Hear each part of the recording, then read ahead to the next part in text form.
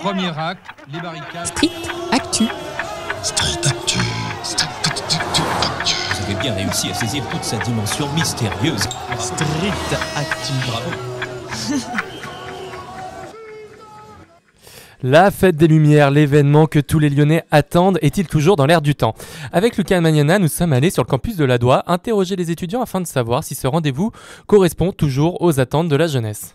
Salut, tu peux te présenter? Je m'appelle Léa Baudry, du coup je suis étudiante à l'UFR STAP. Je suis en deuxième année et je veux devenir journaliste sportive. Alors moi je m'appelle Julien, je suis en master d'électronique, première année. Moi c'est Sofiane, pareil, même classe, même promo. Bonjour, moi je m'appelle Cécile, je suis étudiante à l'Adoua en biologie moléculaire. Moi je suis Alexandre Ali-Claude Rada, je suis étudiant en licence 3e année mention chimie à Lyon à l'Adoua. Moi je suis Antoine, je suis en L3 chimie comme Alexandre. Du coup moi je m'appelle Maë, je suis en première année de LAS en SVT. Et moi c'est Agathe, pareil, première année de LAS. Est-ce que tu viens de Lyon? Pas du tout, non. Genre moi je viens du sud de la France, genre à côté de Toulon, Aix-en-Provence, par là quoi. Et moi je suis bordelaise. Moi je suis lyonnaise, oui, depuis que je suis née à Lyon. Non. Non. Pas moi. Moi je suis de région parisienne. Et moi je suis lyonnais aussi. Non, du tout. Non, je viens de Chambéry. Si tu n'es pas lyonnais, ça fait combien de temps que tu es à Lyon? Ça va faire depuis 5 ans. 2 ans. Ça doit faire 2 ans, comme ça. Et moi ça fait un peu, je crois que c'est la 5e année. Moi ça fait à peu près 4 ans que je suis sur Lyon, enfin à Villeurbanne. As-tu déjà participé à la fête des Lumières? Pas du tout. Genre vraiment, je connaissais même pas avant d'arriver ici. Moi si, du coup, parce que mes grands-parents ils sont lyonnais, donc tous les ans on venait exprès pour la fête des Lumières. Oui, j'ai dû la faire 2 fois je crois. Non, jamais. Oui, tous les ans, j'ai même vendu du vin chaud. Ouais, ça m'est arrivé, Ouais, globalement, ouais, tous les 8 décembre je sors. Est-ce que tu connais l'origine de cette fête? Pas du tout. Enfin, c'est pas un rapport avec Marie ou quelque chose comme ça ou... Si, c'est ça, exactement. Ok. Ouais, si. C'est... Après, l'origine... Enfin non, je sais pas trop. Moi, je sais juste que c'est par rapport à Marie. Non, du tout. Je connais pas l'origine de cette fête, non. Mais je sais qu'elle existe depuis de nombreuses années et que c'est pas mal parce que mon copain il veut m'emmener. À ce qui paraît, c'est quelque chose à voir quand même à Lyon. Ouais, c'est Marie qui a sauvé de la peste. As-tu un souvenir particulier à la fête des Lumières que tu aimerais nous partager? Du coup, puisque ma grand-mère est vraiment lyonnaise, pareil, on mettait les petits lumignons à toutes les fenêtres, on a eu le droit tous les ans. Donc je pense qu'enfant, c'est ça qui m'a marqué le plus. Et après, pareil, on allait voir le soir. Je me souviens une fois, j'étais allé, j'avais fait un peu les quais, j'étais aussi allé au niveau de Saint-Jean, tout ça. Et puis à Hôtel de Ville où il y avait des projections et tout. Donc voilà, c'était assez impressionnant, il y avait beaucoup de monde par contre. Donc c'était assez difficile de se déplacer. Mais sinon c'était assez sympa. Négatif, il y a beaucoup trop de monde. Et positif, c'est joli et c'est un bon moment quand même. Ouais, en vrai c'est positif parce que il y a pas mal d'ambiance, même s'il y a du monde, c'est cool parce que ça fait de l'ambiance dans les rues. Et en vrai, le coin aux alentours de Cordeliers, là, devant l'église, cet endroit-là, il est plutôt joli. Ou Hôtel de Ville, c'est plutôt joli. Moi je me souviens que il y avait beaucoup de bruit le soir. C'est un type qui répétait plein de choses tout le temps et c'était très gênant. Mais après, à part ce point très négatif, Le joli, c'est les lumignons quand même. Quand les gens jouent le jeu, les lumignons c'est trop beau. Tous les ans quand j'étais en primaire, on faisait les petits lumignons genre artisanaux et tout. Est-ce que tu comptes participer à la fête des Lumières cette année? J'ai même pas réfléchi parce que là on est en pleine période d'examen et tout. Je sais même plus quand c'est en fait. C'est cette semaine, non? Ça commence 8 décembre. Jeudi je crois, ouais. Ça commence jeudi. Ah bah je pense qu'on va pas la faire. Les examens, tout ça. S'il n'y avait pas les examens, vous auriez pensé à la Ouais, possible. Ouais, peut-être. Ouais. On n'a pas trop le temps là, j'avouerai. Ouais, malheureusement on n'a pas trop le temps. Pourquoi? Qu'est-ce que vous êtes en partie? C'est en fait la LAS 1, c'est un peu la première année de médecine. Genre un autre moyen d'y accéder, du coup on travaille à fond quoi. Ouais, je pense que je vais la faire cette année, ouais. Qu'est-ce que tu penses de l'évolution de cette fête ces dernières années? Déjà à cause du Covid, il n'y a pas eu, il me semble pas qu'il y ait eu la fête des Lumières, je crois, ou alors en tout cas il y a eu moins de choses, vu qu'il y avait moins de rassemblements. Donc ces 2-3 dernières années, c'était pas les plus... Enfin, pas les meilleurs en tout cas, mais je sais pas, après ça fait longtemps que j'ai pas analysé non plus. C'est pas la même ambiance que quand j'étais petit, mais c'est quand même pas mal. Et la première fois que je l'avais faite, c'était pas mal du tout, il y avait des jeux lumière qui étaient assez recherchés. Mais l'année dernière, je trouvais que c'était plutôt plat. Il y avait surtout des projections sur les murs. Et je trouvais que c'était juste pas très joli, pas très impressionnant. et pas très recherché non plus.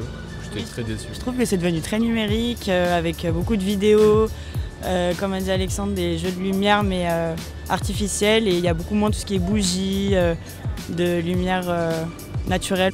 Du coup, avant, moi je voyais vraiment que les lumignons aux fenêtres. Vraiment... Après, c'est peut-être un peu un regard d'enfant aussi, mais du coup, je voyais plus ça qu'on voit moins, il me semble, maintenant. Mais sinon, les spectacles étaient... Non, moi, ça m'a toujours plu. Qu'est-ce que tu modifierais dans cette fête si tu en avais le pouvoir? Je dirais peut-être plus un truc, genre un peu garder l'origine du truc. Enfin, quelque chose de vraiment avec les petites bougies et peut-être moins le côté... après, c'est parce que c'est peut-être plus moderne, mais je sais pas, je trouve que l'origine simple, juste de mettre des lumignons, je trouve ça sympa. Donc, c'est difficile à dire, j'ai jamais trop réfléchi à ça. Avec des flammes, des flambeaux. Complètement. Des gens qui jouent avec des vraies flammes, et même avec des flammes par exemple de couleurs différentes, ça peut être super joli ça. Et même coupler ça avec d'autres jeux de lumière, des miroirs ou des conneries comme ça peut être vraiment sympathique. Il y a tellement à faire en vrai. L'optique c'est quelque chose de très intéressant. Hein. Je suis pas en physique mais... Même avec des ombres chinoises, de beaucoup plus manuelles et avec du papier coloré. Et ouais, des flammes, après ça peut être dangereux en grosse quantité, mais même des lumières peut-être moins chaudes, avec plus des jeux de lumière, enfin plus des jeux avec du textile, plus de l'art en fait. Enfin c'est de l'art aussi numérique, mais il y a plus de choses différentes dans le centre du moins, ce qui est hôtel de ville, Saint-Paul, tout ça, ouais là c'est tout du numérique quoi. Juste varier un peu les différentes choses, garder pas mal de numérique parce que ça reste quand même très joli. Et puis essayer de faire pas mal d'activités. Les ombres chinoises, c'était une super bonne idée, je trouve. Selon toi, cette fête est-elle dans l'air du temps? Ouais, je pense. Ouais, je pense. Avec tous les effets un peu spéciaux qui créent, je trouve quand même que c'est dans l'air du temps. Je sais pas vraiment en fait, mais du moment qu'il y a plein de gens qui vont, ça veut peut-être dire que les gens ils aiment ce qu'ils voient, ils aiment peut-être l'ambiance, ils aiment se retrouver entre amis, tout ça. Donc après, est-ce qu'elle doit forcément continuer comme ça, je sais pas, mais en tout cas ça a l'air d'attirer beaucoup de monde, donc ça a l'air de convenir à pas mal de gens. Alors aujourd'hui, moi je trouve que c'est décevant parce qu'on peut plus vendre de vin chaud dans les rues, et vous rigolez, mais ça fait partie du... Oui, on n'a plus le droit parce que les gens n'ont plus... Enfin, on peut le vendre, mais les gens doivent boire leur consommation à notre stand. Et je pense que les vendeurs à la sauvette, on n'a plus le droit de faire ça. Et c'est quand même quelque chose dans le quartier. C'était le moment où tous les jeunes, ils allaient entre potes, ils faisaient un stand, on préparait notre vin chaud, on le vendait, on s'amusait. Et je trouve ça quand même vachement dommage. C'est vachement restreint pour l'alcool, en ce moment c'est ce qu'on fait en ville. Pour la sécurité, mais d'un autre côté, il y a tout le côté folklore qui disparaît, je trouve. Moi, je connais pas assez ces coutumes pour savoir si c'est vraiment dans l'air du temps.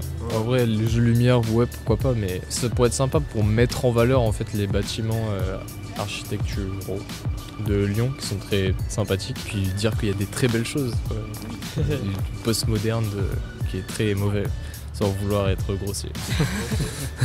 Non, et puis moi je trouve c'est quand même une belle tradition lyonnaise, donc c'est important de la garder. Et puis je trouve que même si je pense qu'écologiquement ça doit pas être forcément la meilleure chose possible, ça fait de mal à personne, voire même au contraire, tous les petits enfants ils sont super contents, ça apporte du bonheur et de la joie de vivre, donc moi je trouve que c'est une belle tradition à garder. Alors sincèrement, avec toutes les illuminations, tout qui reste allumé toute la nuit, tout ça, moi c'est sympa, genre quand tu te balades, tu vois ça, t'es content, mais tout ce qui se passe derrière, je suis pas trop d'accord, on va dire. Alors que si, comme tu disais, genre on met juste des petites bougies à nos fenêtres, c'est déjà plus respectueux de l'environnement, des enjeux maintenant. Et puis, c'est minimaliste et pourtant c'est quand même sympa quand tu te balades dans la rue et que tu vois ça, quoi.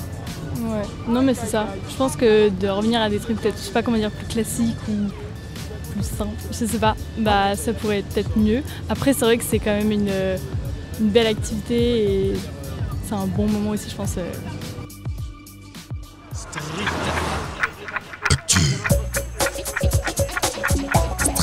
Actu. Nous n'en sortons pas. Alors bonjour Xavier Fournéron, vous êtes donc directeur adjoint de la ville de Lyon à la culture, au patrimoine et aux événements. Par souci de transparence, je précise juste que la ville de Lyon est un soutien financier de Radio Anthropocène.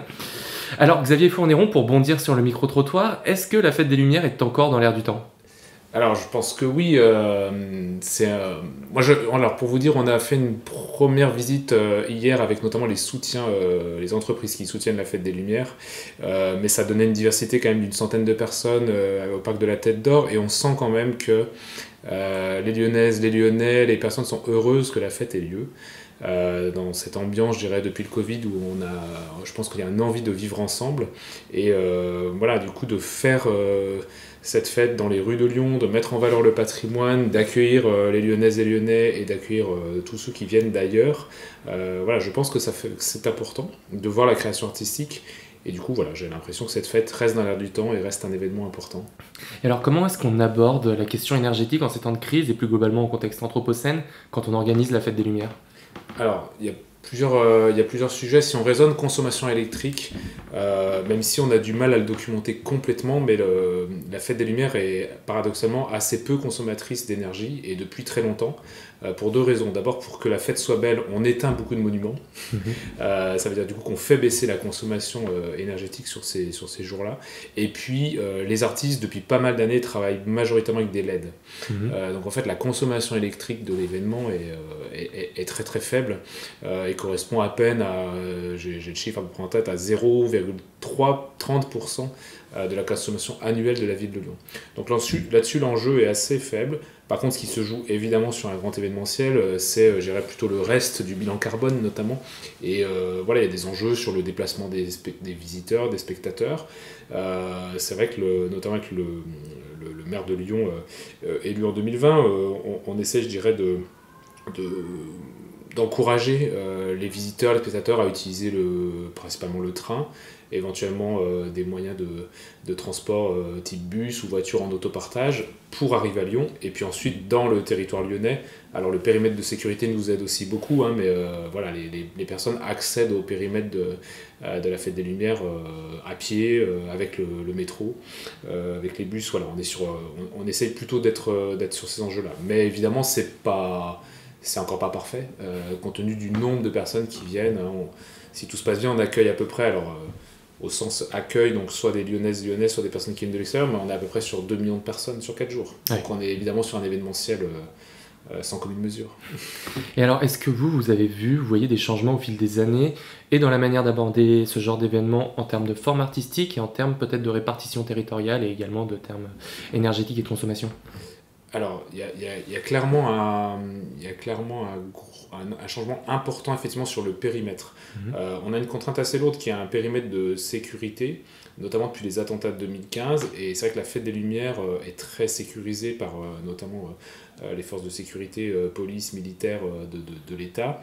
Et donc sur celui-ci, en fait, on délimite un périmètre qui est, pour aller vite, la presqu'île. Cependant, avec le soutien de la préfecture, on arrive à aller dans d'autres lieux, et notamment cette année, on va quand même sur le parc Blandan, on va sur l'Institut Lumière, et puis on est aussi accueilli à la Manufacture des Tabacs.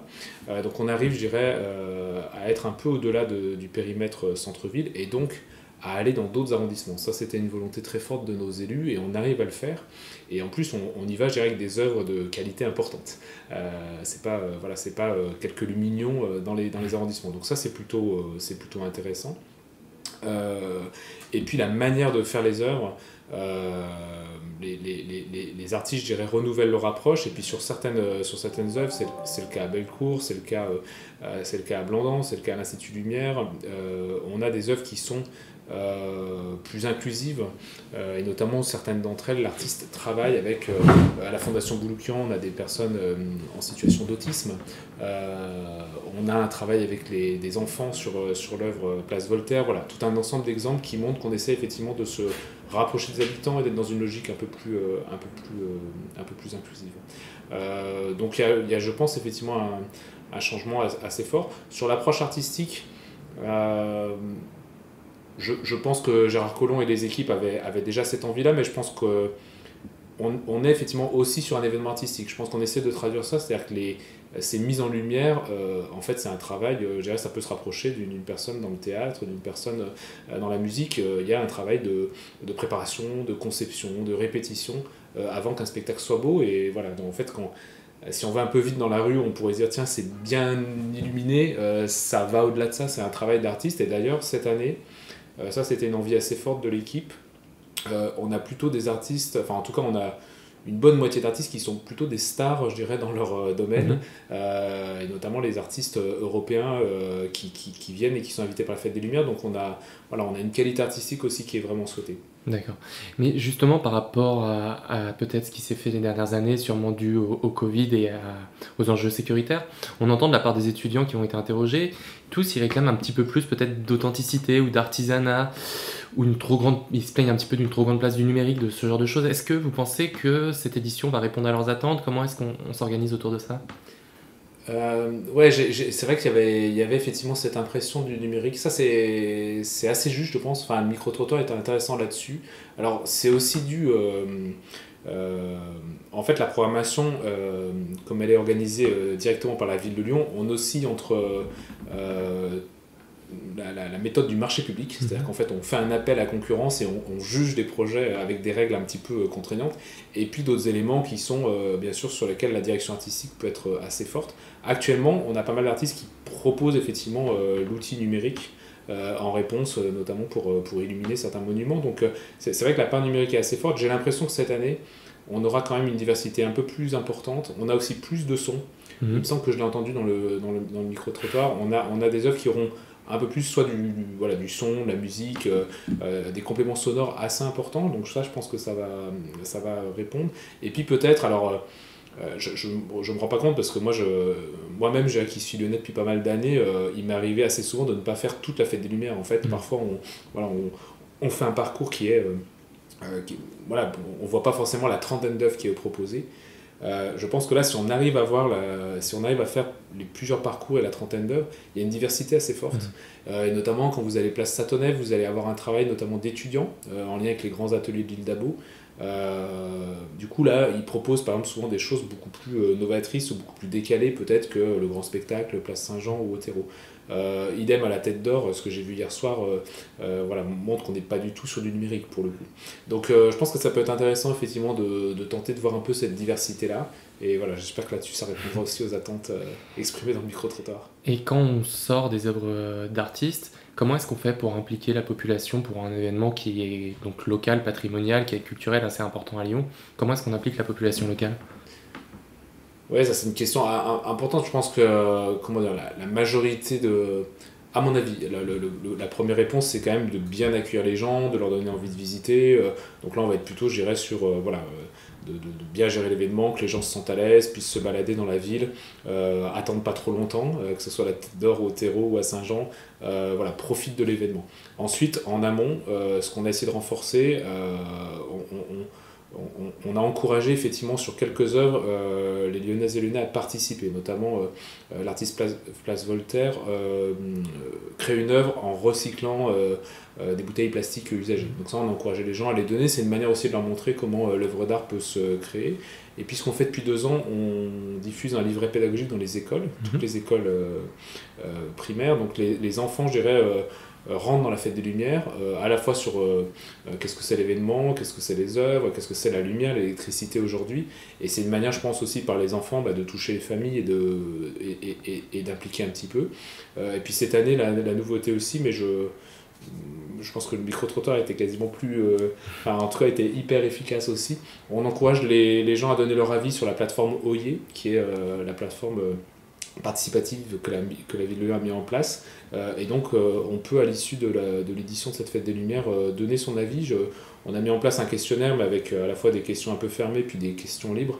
Voilà, et les avis seront pris en compte. On a fait ça sur le festival entre Rhône et Saône là, au mois de juillet dernier. Ça aussi c'est assez intéressant. Et l'édition d'après, du coup, normalement, est influencée par les avis qu'on peut avoir. Et une dernière question. Si je dis pas de bêtises, à l'origine, la Fête des Lumières, c'est plutôt une fête religieuse.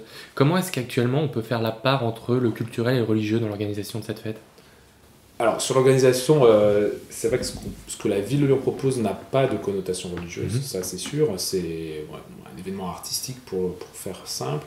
Par contre, on est tout à fait respectueux, je dirais, de la complémentarité religieuse, c'est-à-dire que notamment le 8 décembre, nous on souhaite plutôt que les Lyonnaises et Lyonnais respectent cette tradition ou cet esprit de la fête en mettant les lumignons aux fenêtres. Je rappelle d'ailleurs qu'on peut, si on arrive à cocher toutes les cases, acheter des lumignons en direct et la vente directe de ces lumignons qui sont vus au Parc de la Tête d'Or bénéficient à la Messe du Salut. Chaque année, une association récupère, je dirais, l'achat des lumignons et ça participe à une action humanitaire.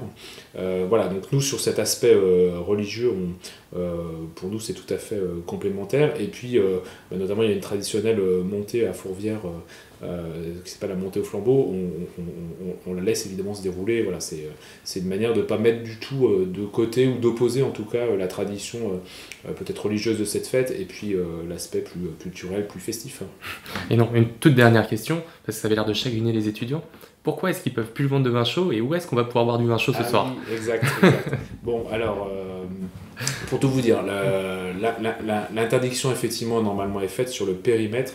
C'est plutôt lié à des questions de sécurité, pour deux raisons. À la fois, souvent le matériel n'est pas toujours aux normes. Donc là, il y a toujours, vu la foule qui se promène, les services de la préfecture font un peu attention à ça. Et puis, c'est vrai aussi que ça peut permettre d'éviter quelques cas d'alcoolémie un peu trop forts. Après, très honnêtement, un vendeur installé, il n'est pas toujours embêté dès les premières minutes. Il y a une sorte de tolérance parfois sur quelques ventes à la sauvette. Après, tous les restaurants sont ouverts, bars, restaurants, donc il ne faut pas hésiter aussi à s'installer un moment. Et puis la grande nouveauté cette année, c'est que Place Bellecour, la ville de Lyon, a organisé une zone, mais qu'elle a confiée à différents restaurateurs, et donc une zone de restauration. Et ça peut être assez nouveau et plutôt sympathique, puisque vous aurez zone de restauration pour boire et avec des sortes de transats, canapés pour s'installer et pouvoir se reposer un petit peu et éviter de marcher pendant des heures et des heures. Donc voilà, les étudiants pourront faire la fête et boire un verre aussi pendant la fête. Eh bien, merci beaucoup Xavier Fourneron. Merci à vous. Merci. Je rappelle que vous êtes directeur général adjoint de la ville de Lyon à la culture, au patrimoine et aux événements, et que la fête des Lumières débute ce jeudi et dure jusqu'à dimanche. À bientôt sur Radio Anthropocène. Merci, à bientôt.